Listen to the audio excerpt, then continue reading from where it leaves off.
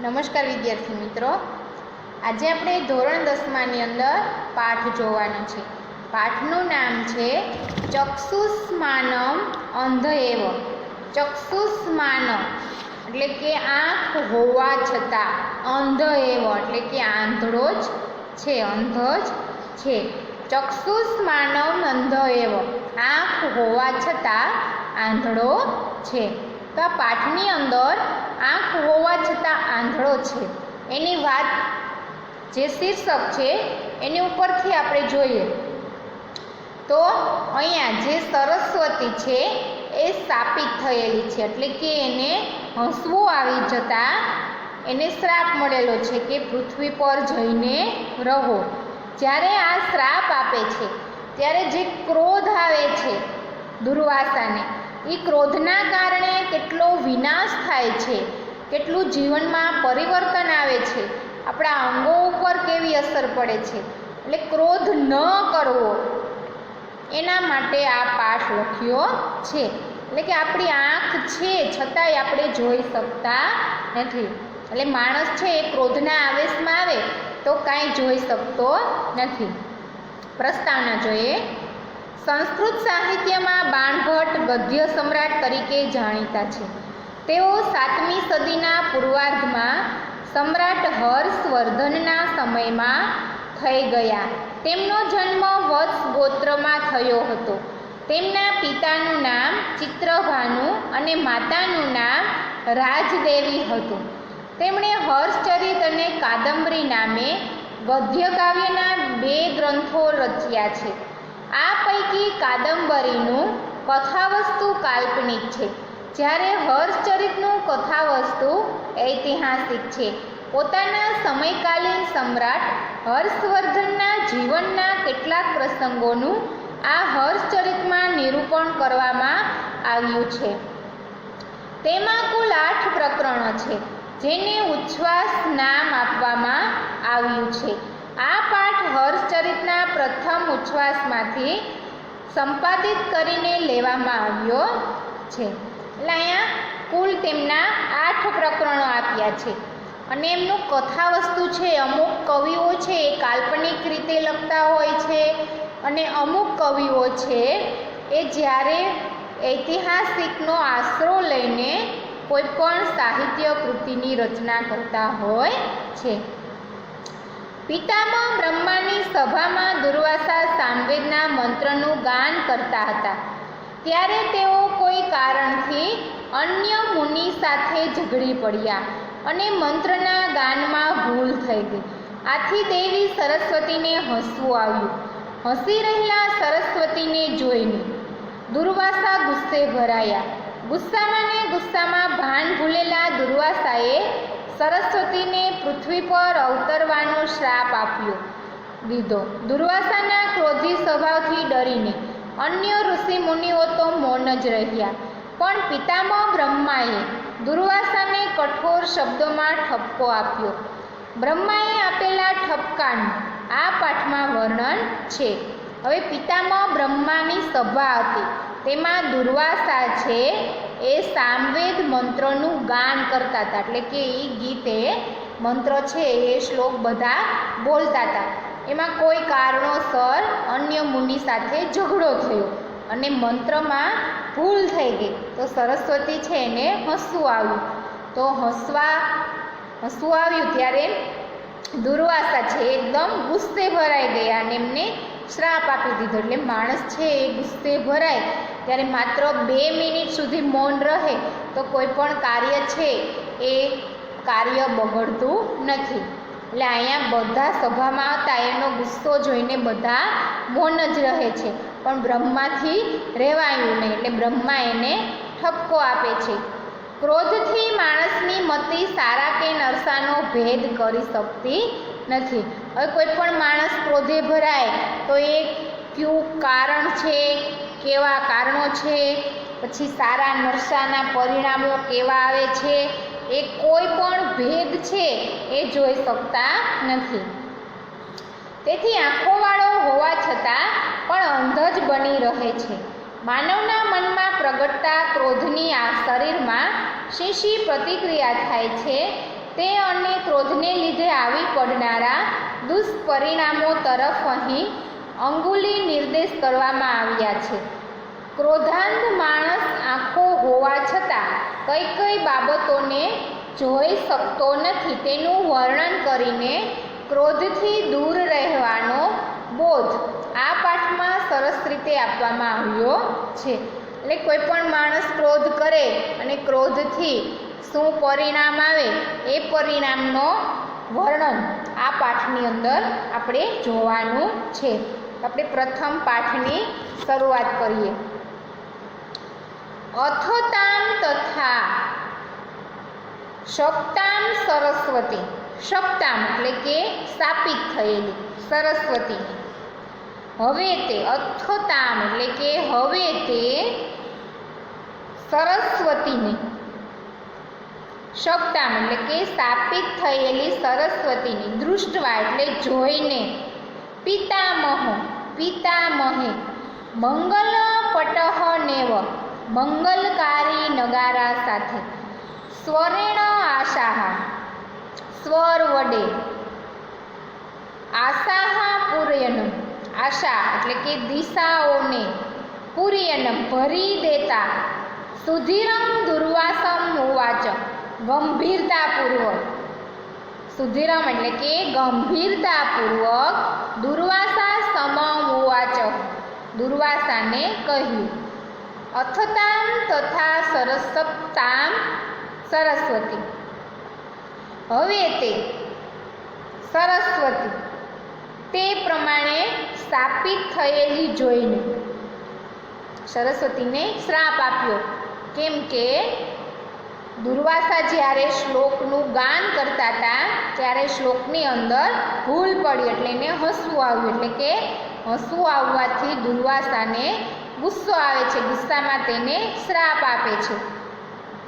આથી તે સ્થાપિત થયેલી સરસ્વતીને જોઈને પિતામહ બ્રહ્માએ મંગલકારી નગારા જેવી સ્વર વડે નગારા જેવા સ્વર વડે દિશાઓને ભરી દેતા દિશાઓને ભરી દેતા ગંભીરતાપૂર્વક દુર્વાસાને કહ્યું. હવે દુર્વાસાને સમજાવે છે.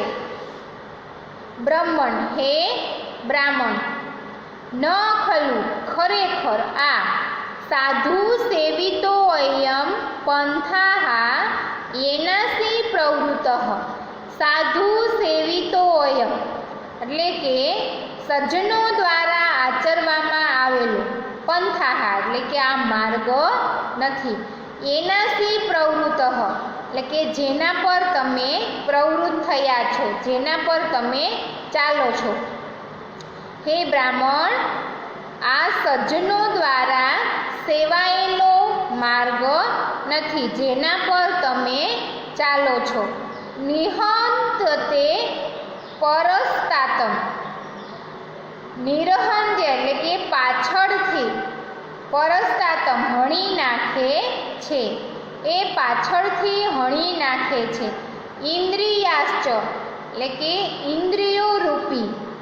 અશ્વ ઘોડાઓ દ્વારા.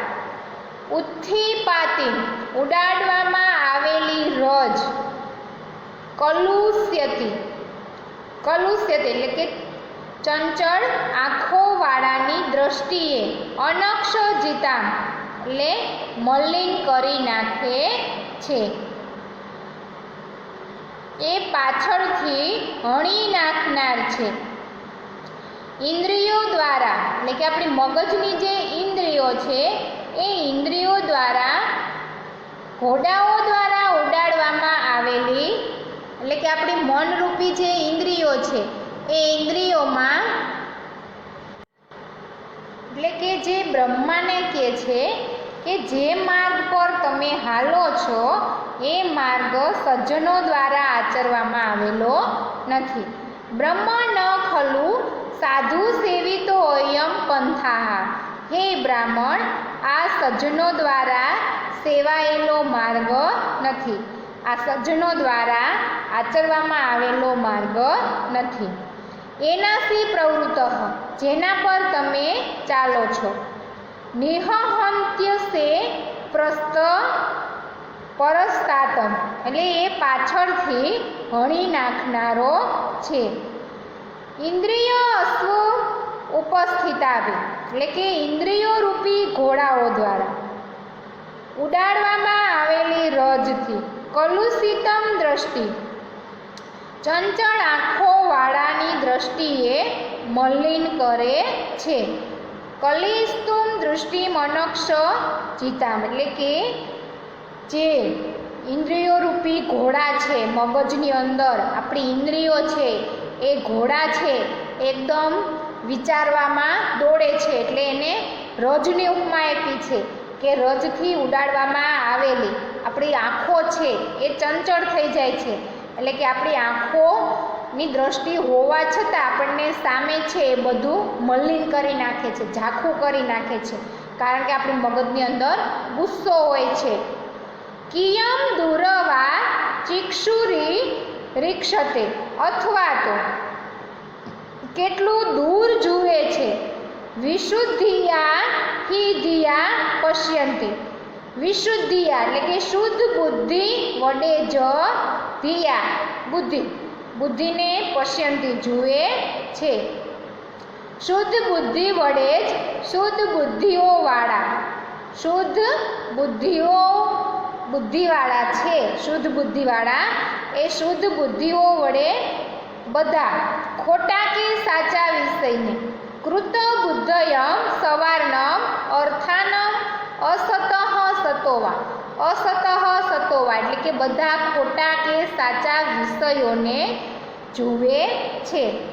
શુદ્ધ બુદ્ધિ વડે જ શુદ્ધ બુદ્ધિઓ વાળા બધા સાચા કે ખોટા વિષયોને જુએ છે. એટલે કે શુદ્ધ બુદ્ધિઓ વાળા છે એ શુદ્ધ બુદ્ધિઓથી જ સાચા કે ખોટા વિષયને જુએ છે. નિસર્ગ વિરોધીની ચેય નિસર્ગ વિરોધીની એટલે કે પ્રકૃતિનો વિરોધી, નિસર્ગ વિરોધીની પ્રકૃતિનો વિરોધ કરનારી ચેયમ વૃત્તિ છે તે પયઃ પાવકયોરિવઃ પાણી અને આગની જેમ. પય એટલે પાણી, પાવકમ એટલે કે આગની જેમ. એટલે કે તમારી જે પ્રકૃતિનો વિરોધ કરનારી બુદ્ધિ છે એ પાણી અને આગની જેમ. ધર્મ ક્રોધર્ય એકત્ર વૃત્તિ ધર્મ અને ક્રોધને એકત્ર કરનારી વૃત્તિ જેવી છે. ધર્મ અને ક્રોધને એકત્ર વૃત્તિ જેવી છે કે તમે જે પ્રકૃતિનો વિરોધ કરો છો તે પાણી અને અગ્નિની જેમ ધર્મ અને ક્રોધને એકત્ર કરવાવાળી વૃત્તિ છે. આલોકમ પહાય એટલે કે પ્રકાશને છોડીને તમે કથમ તિમસી નિમજસી અંધકારમાં કેમ ડૂબી રહ્યા છો. પ્રકાશને છોડીને તમે અંધકારમાં કેમ ડૂબી રહ્યા છો. ક્ષમાહી મૂલમ સર્વ તપસા ક્ષમા જ બધા મૂલમ એટલે કે મૂળનું સર્વ તાપસમ એટલે કે બધા જ પાપનું કારણ મૂળ છે તપસ્યાઓનું. ખરેખર ક્ષમા જ બધી તપસ્યાઓનું મૂળ છે. પરદોષ દર્શન દક્ષા પરદોષ એટલે કે બીજાના દોષ જોવામાં દક્ષતા એટલે કે નિપુણ. દ્રષ્ટિ રેવ એટલે કે તમારી દ્રષ્ટિની માફક. ક્રોધી ન તે આત્મદોષ ક્રોધી બુદ્ધિ આત્મદોષમ પશ્યતે એટલે કે પોતાના દોષને જોતી નથી. બીજાના દોષને જોવાની દૃષ્ટિ તમારી કુબુદ્ધિ પોતાના દોષને જોતી નથી. કવો મહાત પો ભારવે વેદિકતા ક્યાં મહાન તપની ભારની અધિકતા ભારને વૈવિધ્યતા એટલે કે વહન કરવાની શક્તિ. ક્યાં મહાન તપના ભારને વહન કરવાની શક્તિ. અને કવ પુરોભાગિત્વ અને ક્યાં અન્યના દોષને જોવાની વૃત્તિ, અતિ રોષણ, અતિ રોષે ભરાયેલો, ચક્ષુષ્માન, આંખ હોવા છતાં, અંધઃ એવ જનઃ, આંખ હોવા છતાં પણ આંધળો છે. આટલું ભાષાંતર રાખીએ આપણે, ફરીથી જોઈ લઈએ. અથતામ તથા શપતામ સરસ્વતી દૃષ્ટવા, હવે તે સ્થાપિત થયેલી સરસ્વતીને જોઈને પિતામહ બ્રહ્માએ મંગલ પટનયો, એટલે કે મંગલકારી નગારા જેવા સ્વરવાળી, આશા પૂરયન સુધીર, આશાઓ એટલે કે દિશાઓને ભરી દેનારા સ્વરથી, ગંભીર સ્વર વડે દુર્વાસા મુવાચમ, દુર્વાસાને કહે છે, હે બ્રાહ્મણ, તમે જે સાધુ સેવિતો અવ્યમ એટલે કે સજ્જનો દ્વારા આચરવામાં આવેલો માર્ગ નથી, એનાથી પ્રવૃત્ત, જેના પર તમે પ્રવૃત્ત થયા છો, નિહંત્યેસ પરસ્તાત, એ પાછળથી હણી નાખનારો છે, ઇન્દ્રિયા અશ્વમુત્થિપાથિયમ, એટલે કે ઇન્દ્રિયો રૂપી ઘોડાઓ દ્વારા ઉડાડવામાં આવેલી રજથી ચંચળ આંખોવાળી દ્રષ્ટિ હોવા છતાં મલિન કરી નાખે છે, અથવા કેટલે દૂર સુધી જોઈ શકતા નથી. વિશુદ્ધિય હિ ધિયા પશ્યંતિ, એટલે કે શુદ્ધ બુદ્ધિઓવાળા બધા ખોટા કે સાચા વિષયોને જુએ છે. શુદ્ધ બુદ્ધિ વડે જ શુદ્ધ બુદ્ધિઓવાળા સાચા કે ખોટા વિષયોને જુએ છે. પ્રકૃતિના વિરોધ કરનાર તમે, એટલે કે જે આ કુદરતે આપેલું છે, પ્રકૃતિ છે, ખરેખર તમે એનો વિરોધ કરો છો. પ્રકૃતિના વિરોધી તમે આગની જેમ, પાણી અને આગની જેમ ધર્મ અને ક્રોધને એકત્ર કરવાની વૃત્તિ હોય છે. પ્રકાશને છોડીને તમે અંધકારમાં કેમ જ ડૂબી રહ્યા છો? સમાજ બધા તપસ્યાઓનું મૂળ છે. બીજાના દોષ જોવામાં નિપુણ, હોશિયાર, દ્રષ્ટિની માફક, ક્રોધી બુદ્ધિ તમારા પોતાના દોષને જોઈ શકતી નથી. ક્યાં મહાન તપના ભારને વહન કરવાની શક્તિ અને ક્યાં અન્યના દોષને જોવાની વૃત્તિ. અતિશય રોષે ભરાયેલો માણસ આંખ હોવા છતાં આંધળો છે. તો અહીંયા વાત કરી છે કે બ્રહ્માએ જે દુર્વાસાને ઠપકો આપ્યો છે કે તમે આંખ હોવા છતાં આંધળા છો, એટલે કે તમે જે રસ્તા પર ચાલી રહ્યા છો એ રસ્તો, એ માર્ગ છે એ સજ્જનો દ્વારા સેવાયેલો નથી, પાછળથી હણી નાખનારો છે. આપણી ઇન્દ્રિયો રૂપી જે ઘોડાઓ છે, ઇન્દ્રિયોએ એ ઉડાડેલી રજ છે એ આપણી આંખોની દ્રષ્ટિને મલિન કરી નાખે છે, એટલે દૂર સુધી કાંઈ દેખાતું નથી. એટલે શુદ્ધ બુદ્ધિઓવાળા છે એ સત્ય અને અસત્યને શુદ્ધ બુદ્ધિથી જુએ છે. પ્રકૃતિનો વિરોધ કરનાર તમે પાણી અને આગની જેમ ધર્મ અને ક્રોધને એકત્ર કરવાની વૃત્તિ ધરાવો છો. અંધકાર પ્રકાશને છોડીને તમે અંધકારમાં કેમ ડૂબી રહ્યા છો? સમાજ બધી તપસ્યાનું મૂળ છે. ક્યાં બીજાના દોષ જોવાની તમારી નિપુણ દ્રષ્ટિ અને કુબુદ્ધિ પોતાના દોષને જોઈ શકતી નથી. ક્યાં મહાન તપના ભારને, ક્યાં મહાન તપ છે એ મહાન તપના ભારને વહન કરવાની શક્તિ અને ક્યાં અન્યના દોષને જોવાની વૃત્તિ. એટલે કે અતિશય રોષે ભરાયેલો માણસ છે એ આંખ હોવા છતાં આંધળો છે. તો આપણે આ પાઠ છે એ અહીંયા સુધી રાખીએ છીએ. વિદ્યાર્થી મિત્રો, તમારે આ પાઠને આટલો પાકો કરી લેવાનો છે અને એના શબ્દાર્થ તમારે પહેલાં તૈયાર કરવાના છે. નહીંતર તમને શબ્દાર્થ નહીં આવડે તો પાઠ સમજાશે નહીં. એટલે પહેલાં પાઠ શબ્દાર્થ પાકા કરી લેજો અને પછી તમે પાઠ કમ્પ્લીટ કરી લેજો.